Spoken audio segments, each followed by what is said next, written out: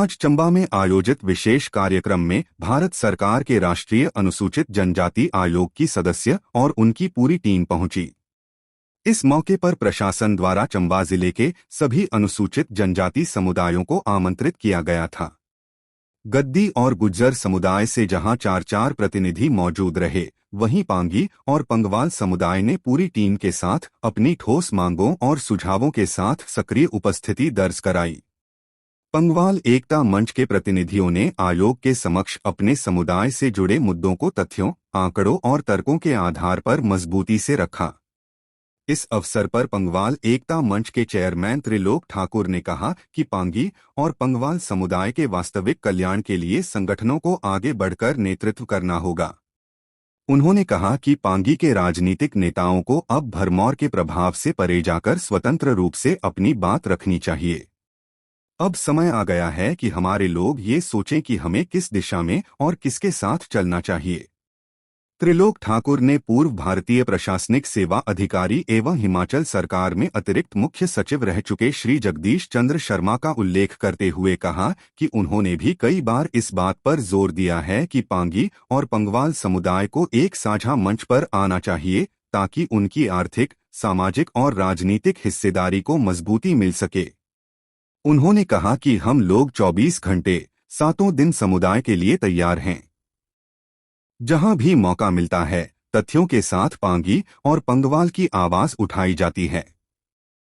इसी क्रम में आज पांगी कल्याण संघ चंबा के अध्यक्ष भगत बढ़ोत्रा ने भी आयोग के समक्ष समुदाय की बात रखी और पांगी क्षेत्र के विकास, संचार और शिक्षा से जुड़े मुद्दों को उठाया।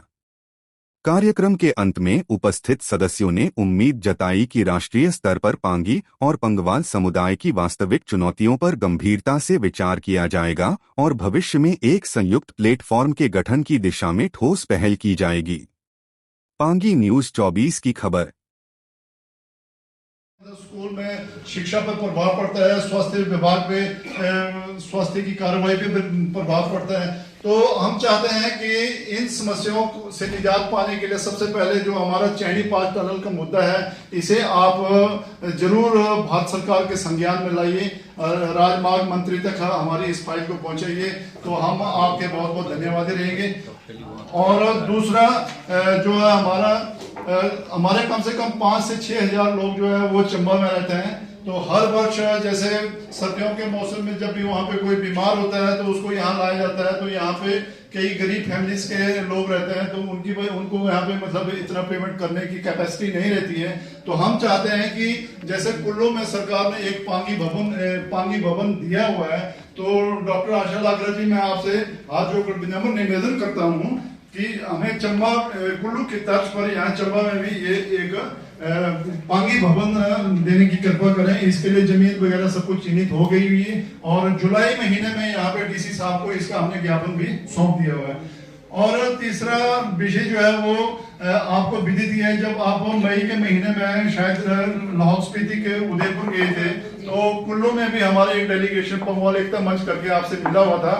तो वहाँ पे हमारी जो डिलिमिटेशन कमीशन की एक होने वाली है, उसमें आप देखिए हिमाचल प्रदेश में अभी मुख्यतः जो ट्राइब्स हैं, जैसे लाहौल स्पीति में लाहौला ट्राइब है, उसकी अपनी अलग विधानसभा है। बरमौर में गद्दी ट्राइब है, उसकी अपनी विधानसभा है। किन्नौर में किन्नौरा ट्राइब है, उसकी अपनी विधानसभा है। लेकिन पंगवाल ही एक ऐसा समुदाय है जिसे किसी और ट्राइब के अधीन करके रखा हुआ है। तो हम चाहते हैं कि जब भी भारत सरकार में डिलिमिटेशन नोटिफाई हो, जिसकी प्रक्रिया शायद अभी सेंसस के बाद हमें लग रहा है कि होने वाली है, तो डॉक्टर आशा लाकरा जी, हम उम्मीद करते हैं कि जब ये डिलिमिटेशन नोटिफाई हो तो आप पंगवाल की इस मुद्दे को जरूर रखें ताकि पांगी वालों को भी अपनी एक अलग विधानसभा मिले। धन्यवाद। इन्हीं शब्दों के साथ मैं अपनी बातों को यहाँ पे समाप्त करता हूँ और एक बार फिर से 25,000 जनता पांगी की तरफ से मैं आपका यहाँ पधारने के लिए बहुत बहुत धन्यवाद।